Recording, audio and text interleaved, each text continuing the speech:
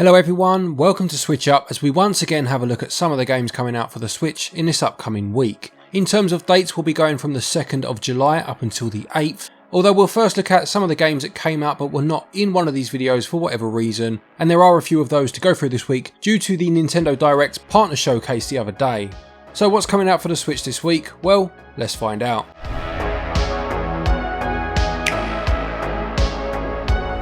A lot to look out for in terms of what's already out, partly down to that Nintendo Direct as I said, but first let's look at two big DLC releases to very well loved games.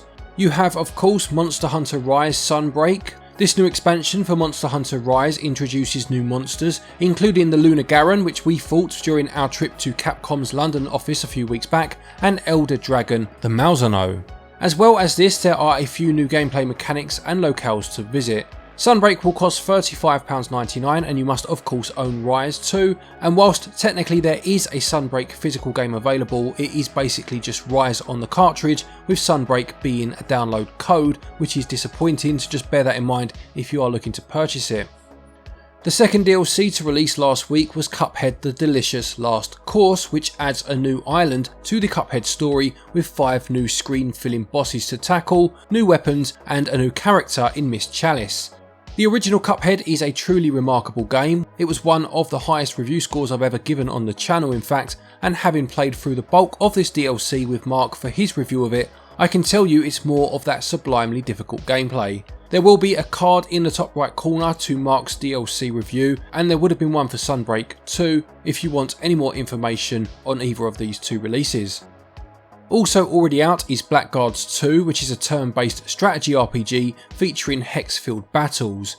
You can develop your character, but every action has consequences, so you'll need to make your decisions wisely. You can recruit mercenaries and find upgrades in order to build your army, choose spells, skills and talents in order to dictate your strategy on the battlefield, and make decisions that influence your squad across the 20+ hours of gameplay. It currently has 25% off of its price of £12.99 up until the 15th of July. You have the Parasite Pack, which released late last week and includes 2 games being Flea and Tapeworm Disco Puzzle. Now I own Flea, I have it on the Evercade, it's on the Indie Heroes collection, and it's a very good game where your character is constantly bouncing, although you can control his jump to some degree by tapping the button. You must get through each short stage collecting blood along the way. Tapeworm Disco Puzzle is a grid-based puzzle game where you must avoid enemies through 100 levels according to the blurb. Flea alone is definitely worth the asking price of £5.99, and that of course gets you both games, so for that price this looks like a great deal, well worth considering for sure. One of the games that dropped straight after that Nintendo Direct partner showcase was the Portal Companion Collection. This brings together both Portal and Portal 2, which first released in 2007 and 2011 respectively, and they are brilliant action puzzle games where you must use the portal gun in your possession to progress through stages. This costs £13.49, which for both games, despite their age, I would say is a good price, and the games hold up incredibly well as our review shows. For the final time today, I'll tell you that there is a review card in the top right corner, so do give that review a watch if you want the full story. And finally, for those already out, is Little Noah Scion of Paradise, which also released straight after that Direct. The blurb says you will join alchemist Noah and her cat Zipper as they explore ancient ruins to uncover secrets within. You will explore ancient ruins that shift with each playthrough, defeating enemies along the way. You can recruit allies called Lilliputs as you attempt to defeat the ruins bosses. You can use these Lilliputs to create your own dungeon crawling team, and finding mana within each ruin will allow you to repair and upgrade facilities aboard your ship. It costs £12.99 or your regional equivalent. Let's move on to the games coming out this week, and the first is Quintus and the Absent Truth. This actually describes itself as a first-person horror adventure, which I would never have got from the thumbnail picture of a timid little mouse. Anyway, the story revolves around a team-up between a man looking for his daughter and that aforementioned mouse Quintus. The blurb goes on to say that this is a narrative-rich horror adventure where you alternate between the 2 characters to solve puzzles across 4 chapters. It has an interesting art style, again one that does seem at odds with the horror theme the game is going for, but perhaps it serves as an interesting juxtaposition once you are in and playing. It will cost £8.99 and it's out on the 6th of July.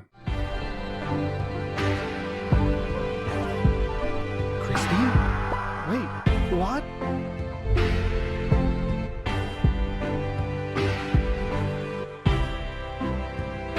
Then there is Railways Train Simulator, which is a puzzle game where you must use your management skills to drag trains from one railway to another, being careful not to cause a collision.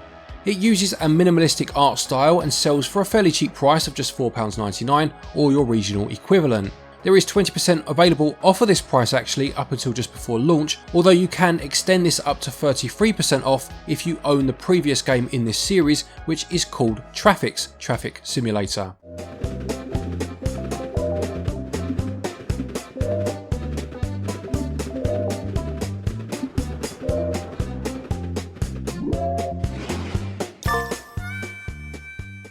Next, a couple of games that are only showing on the North American stores as of the time of this video. That may have changed obviously since I've uploaded, but the first one is called Cursed Island. This one tells a story of a person trying to leave an island of mysterious horrors and unimaginable monsters, according to the blurb, and the only way to achieve this task is to smash your way through the island with your trusty pickaxe. It goes on to say that it blends the elements of some popular titles, and it also mentions that the game is slow paced with an emphasis on exploration, mining and fighting mythical beasts. Just judging by the trailer that I watched a moment ago, it does remind me of Terraria in some instances, which I'm assuming is one of the popular titles it mentioned it was influenced by. It's selling for a cheap price of $4.99. If it has since shown up on any of the other stores, I will put those prices too, but this one comes out on the 6th. And the other one only showing on North American stores at the moment is Moonrise Fall. This one calls itself an atmospheric exploration puzzle game about a boy who finds himself lost in a supernatural forest after losing both parents in a car crash. You have a journal, a camera and a lantern, and you must put your detective skills to the test to unravel the mysteries of the forest and photograph the strange creatures that reside there.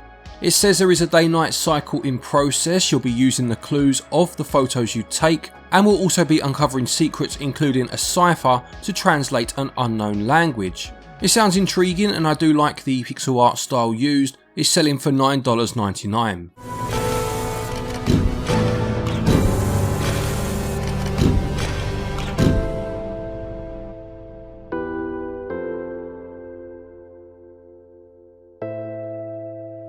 Then we have AI, the Somnium Files nirvanA initiative, which did actually release a couple of weeks back in some regions, so has been in one of these videos before, but I will touch on it again briefly as it does release in Europe this week on the 8th.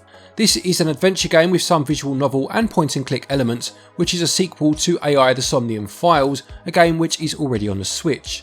nirvanA Initiative sees special agents Mizuki and Ryuki along with their AI partners investigating the bizarre half-body serial killings, and if it's anything like the first game, then no doubt you will be entering the memories of suspects and witnesses in order to obtain information to solve the mystery.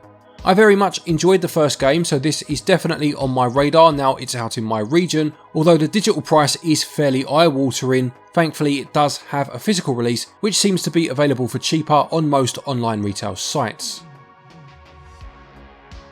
The penultimate game for the week is Yurukill, the Calumniation Games. After being accused of an arson attack that killed 21 people, Sengoku Shunji finds himself stuck on Yurukill Island, a mysterious amusement park filled with life-threatening attractions. You must pair up with one of 5 other prisoners, and each of the teams must overcome the attractions, as anyone who succeeds will be pardoned of their crime. This one really intrigues me, I must say. I love the premise, it has that Running Man feel to it, and there are also shoot 'em up segments within the game with online leaderboards, so it'll be interesting to see how that fits into the gameplay. This costs £35.99 and releases via NIS America on the 8th of July, and there is a demo available for this one if you want to give it a try first. And finally for the week we have Road of Death, which is a 2D top-down shooter with elements of survival and roguelike gameplay. After an accident at a nuclear power station leads to huge areas of land being contaminated and many living organisms mutating and becoming more aggressive, you are selected as one of the best personnel to handle the situation.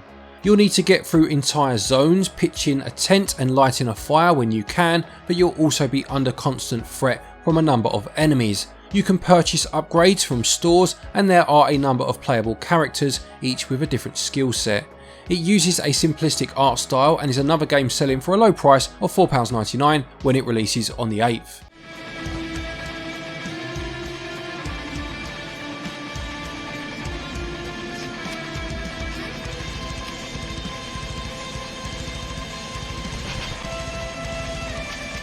So there you have it, another week of Nintendo Switch releases. Not a huge amount coming this week, but with that DLC content for some big games and the games that were released after the Direct, there is still quite a lot to choose from. Will you be picking any of this up? Please do let us know in the comments section below. Don't forget, if you are looking for eShop credit to purchase any of these games or anything else for that matter, you can get eShop cards via our website, switchup.gg. Doing so does help the channel out too, which is very much appreciated. There's also a link down there to Play Asia if you're looking to import any games. If you use the link in the top pinned comment along with the discount code stated, you can save yourself 5% off of an order. A quick thank you to our Patreons as always for your continued support, and to each and every one of you for watching our videos. Take care, and until next time, happy gaming.